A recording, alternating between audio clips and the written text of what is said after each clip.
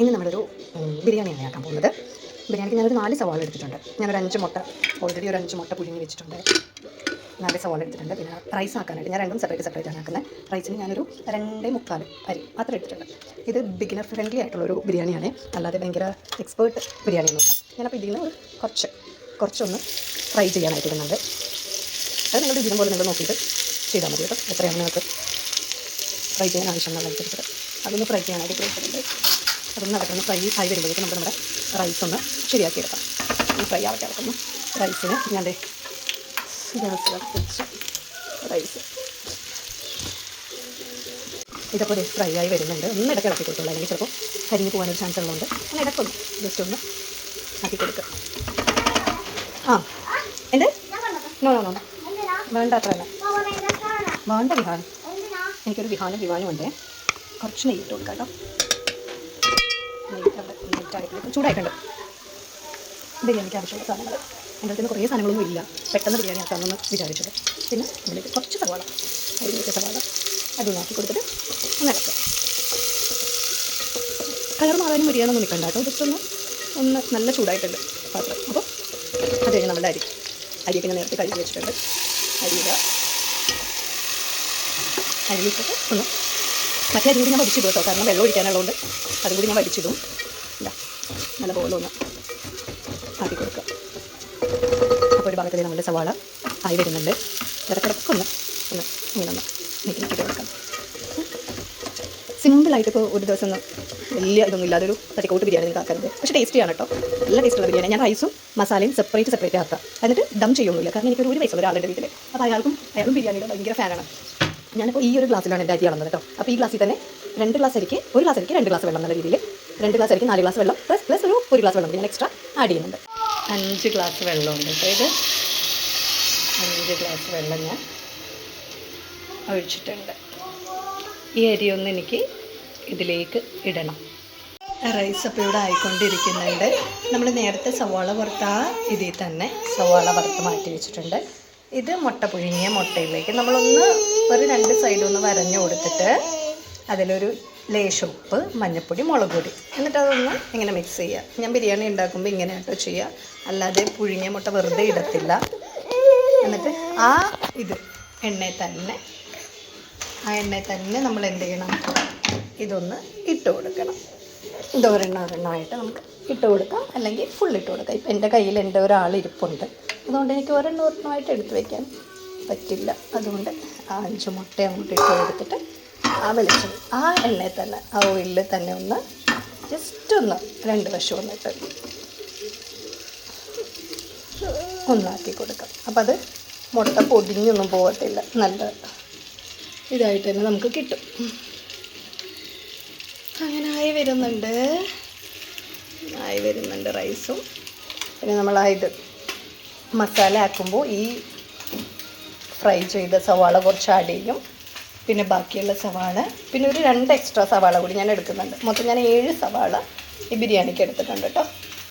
ഇതേ നമ്മളുടെ rice ready ആയിട്ടുണ്ട്. നല്ല ഉലർന്ന് വന്നിട്ടുണ്ട്. ഇനി ഇതിലേക്ക് ഞാൻ ഒരു മഞ്ഞ കളറിന് വേണ്ടി കളർ ചേർക്കില്ല, പകരം ഞാനൊരു ലേശം പാലെടുത്തിട്ട് അതിൽ കുറച്ച് മഞ്ഞൾപ്പൊടി ഇട്ടിട്ട് ഒന്ന് തൂകും. പിന്നെ നമ്മളുടെ ഫ്രൈ ചെയ്ത് വെച്ചേക്കുന്ന സവാള കുറച്ചൊന്ന് മേലെ തൂകും.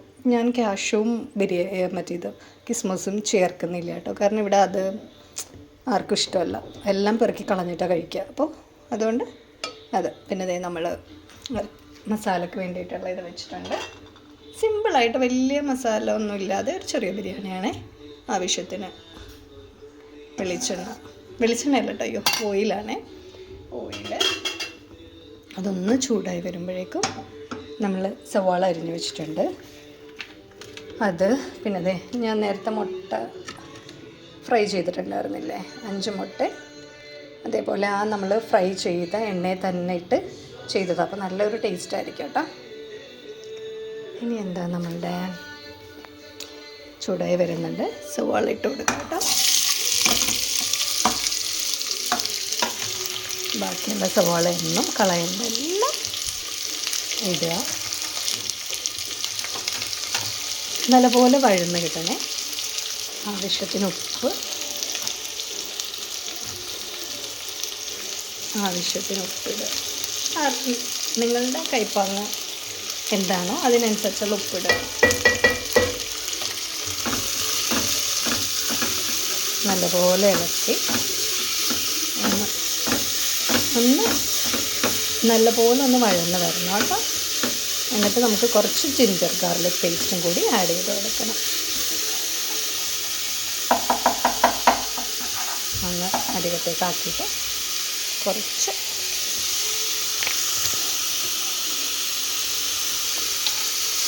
ജിഞ്ചർ ഗാർലിക് പേസ്റ്റ്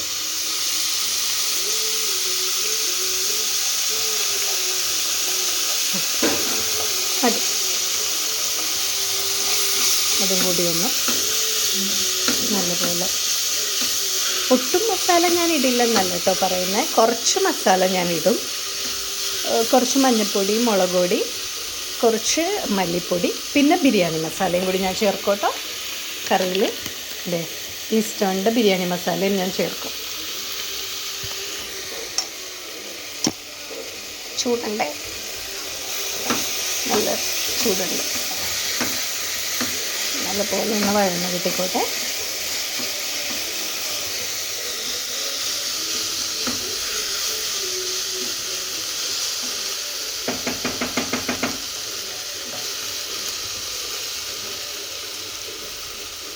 കുറച്ചൊന്ന് തീ ഞാൻ കുറച്ച് വയ്ക്കുന്നുണ്ട്.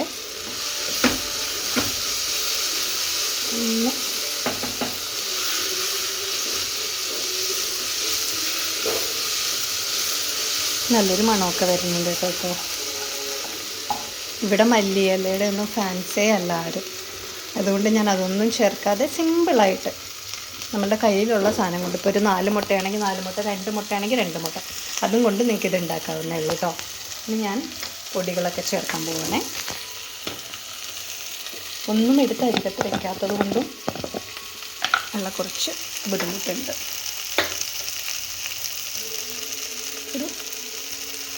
ഒരു 1.25. ഇതൊക്കെ നിങ്ങളുടെ അളവിനനുസരിച്ചാണ് കേട്ടോ ചേർക്കേണ്ടത്. നിങ്ങൾക്ക് എന്തോരം ഇതിന് ബിരിയാണിക്ക് എന്തോരം മസാല വേണം, മസാല ഇഷ്ടമുള്ളവർ, ചിലവർ മസാല ഇഷ്ടമുള്ളവരാണ്, ചിലവർ ഇഷ്ടമല്ലാത്തവരാണ്. അതൊക്കെ നമ്മളുടെ അനുസരിച്ച്. ഒരിച്ചിരി മല്ലിപ്പൊടി, ഇനി കുറച്ച് മല്ലിപ്പൊടി ഞാൻ ചേർക്കുന്നുണ്ട്. ഒക്കെ ഈ ഒരു കയ്യിൽ മൊബൈലും ഒരു കയ്യിൽ ഇതും കൊണ്ട് ചെയ്യുന്ന കൊണ്ടുള്ള ഒരു ബുദ്ധിമുട്ടാണ് കേട്ടോ ഷേക്ക് ആവുന്നത്. കുറച്ച് മല്ലിപ്പൊടി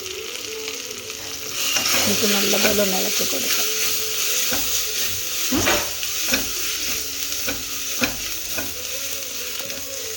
അതിലേക്ക് കുറച്ച് വെള്ളം ഞാൻ ഒഴിച്ച് കൊടുത്തിട്ട് ആ മസാല ഒന്ന് വഴന്ന് വരാനും പിന്നെ നമ്മളുടെ എഗ്ഗ് ഇടാനുമായിട്ട്.